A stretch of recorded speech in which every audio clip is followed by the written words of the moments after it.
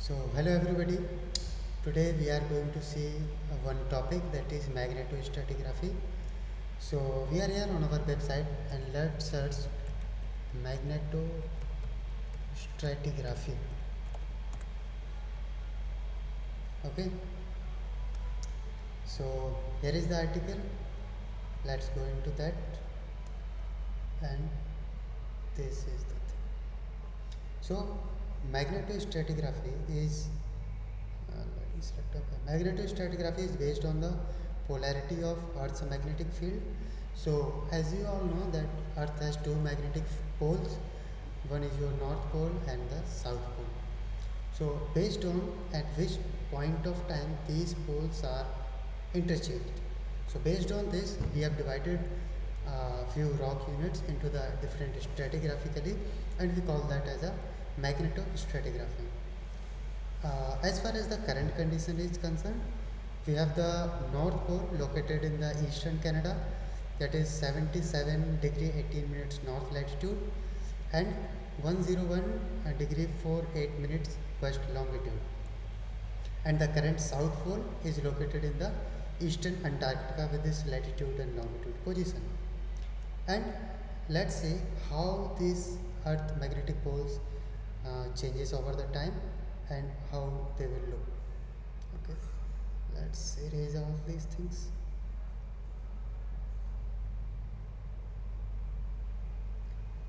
Okay, so at first stage, what will happen?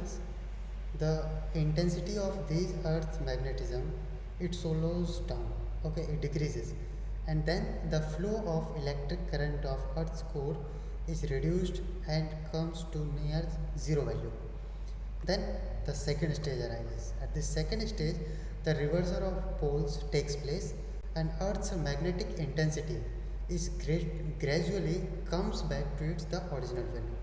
So this is how the poles get reversed. It reverses into the two stages, first and the second.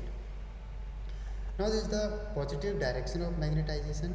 It can be defined as the north seeking magnetization, which points towards the Earth's present magnetic pole, and this is also known as the normal magnetization or the normal polarity. In case if it got reversed into the past or into the future, we will call it as the reverse magnetization, and we can also term it as the reversed polarity. Okay, so these two terms can used in the in future or in terms of the magnetostratigraphy. Now there is a problem. What is the problem?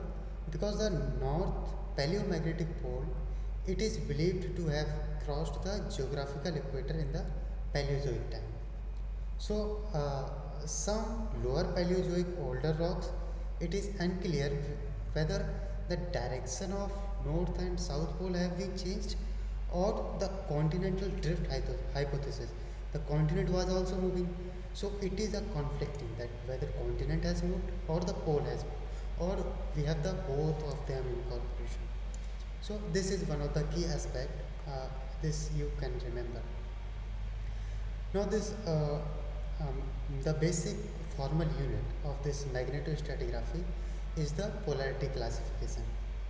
So what we do is the polarity zones, we divide into the different polarity zones, and they are subdivided into the polarity subzones, and these are grouped, all of these things are grouped into the super zone. So you can see like the super polarity zones, polarity zones and subpolarity zones. So this is a kind of hierarchical suborders. Now this polarity zone can be consist of what? It can be a single polarity of magnetization. It can be an intricate alternation of normal and reversed polarity of magnetization. It can consist of dominantly either normal or reversed polarity, but with the minor intervals of the reversed polarity or the opposite one. So this is how the polarity zones have been classified and their hierarchical orders are worked. Now there are four important polarity zones as far as the quaternary time period is concerned. These are the Brunhes, Motiama, Gauss and Gilbert. Okay, so these are very common. You should remember the arrangement of these, like which one is the younger. So Brunus is the youngest one, and the Gilbert is the oldest one. Many times it is asked in the question that which is the older and which is the younger. So and then these are the crowns in the your quaternary period. Now there are some supercrowns. Supercrowns generally we classify which has at least the 10 million years. So if any polarity, whether it is normal or reverse polarity, if it stays for 10 million years, we can call it as a supercrown. Now there are two well established supercrowns that we know. One is the Cretaceous normal supercrown and the Kiaman supercrown. Okay, so let's see in detail what are these two type of the supercrowns. So the Cretaceous normal, which is also known as the C34. 34 is the just the counting of chronicle ages based on the magnetostratigraphy.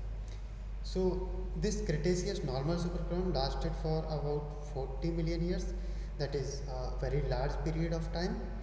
And if we talk about the range, it is from 120 million years to 83 million years. It is the rough estimation. And from Aptian to Santonian age.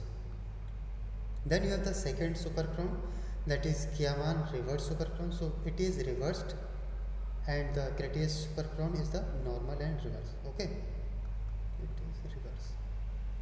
Now it lasts approximately from the late Carboniferous period to the late Permian, or the we can say from late Permian to the late Cretaceous, and it spans time of about 50 million years. From and the time range is 312 to 262 million years. Now there are few supercrowns which are supposed to happen, but they are not the well established. So out of those, one is the Ordovician. Ordovician has a suspected to be a supercrown, which is termed as the Moyero supercrown. Moyero, it is a reversed supercrown that lasts around the 20 million years ago. But it is not, you can say, well documented. Okay, so that's why we mainly concern about the Cretaceous normal and the Kiaman reversed supercrown. Now let's see what else has left. Okay, nothing. So this is all about the supercrowns or the magnetostratigraphy, how magnetostratigraphy is useful, on what basis we have classified the current North Pole and South Pole, then the stages of polarity reversal, how it happens. Then you have the magnetic zones, how they are defined. Four important magnetic zones of quaternary period: supercrowns, Cretaceous supercrown, and the Kiaman reverts to supercrown. So it's all about for today. I hope you understand this. Next thing, I will make a MCQ type of video based on this magnetostratigraphy. So if you learn about this, go through this article, read about this, and attempt the questions we will ask in also in the Telegram channel and also in the next video. Thank you.